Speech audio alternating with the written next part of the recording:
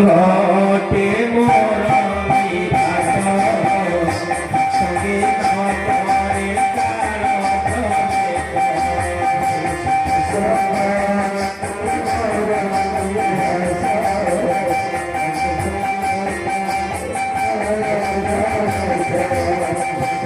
ভগবান কি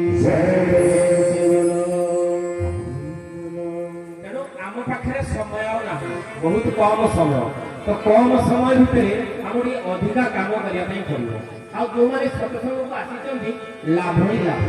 क्षति जमा ना आप भावर सहित मो प्रभु कहते धन तू जब गोटे भावर सहित डाकबू तो मुझे निश्चित तू जब देखते कर्मधारा धर्मधारा को तू ग्रहण करू तो जीवन में दुख के आसे मुझे सब तो पाखे थी तुझे भावर सहित डाकबू मुझे पाखे सब उपस्थित हो सब पाखे अच्छे तो प्रभु जो शून्यासन प्रभु जो शून्य आसन विराजमान करव्यक्त ब्रह्म श्री केशव सुंदर विषय कहवाई दिन दिन मास मास वर्ष वर्ष जुग जुग पाई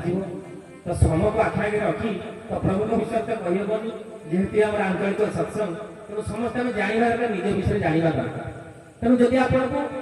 आपण मैंने भगवान को भावर सहित डाकुंट प्रेम सहित डाकुंट प्रभु निश्चित शुणे गीतार कह जाए पत्र पुष्पम फलम तयम एवं भक्त प्रभु अर्जुन कहले जे भक्त मत फुलटे पत्र किसी भी मत समर्पण करदेला ग्रहण करें तेणु ये कलिजुगे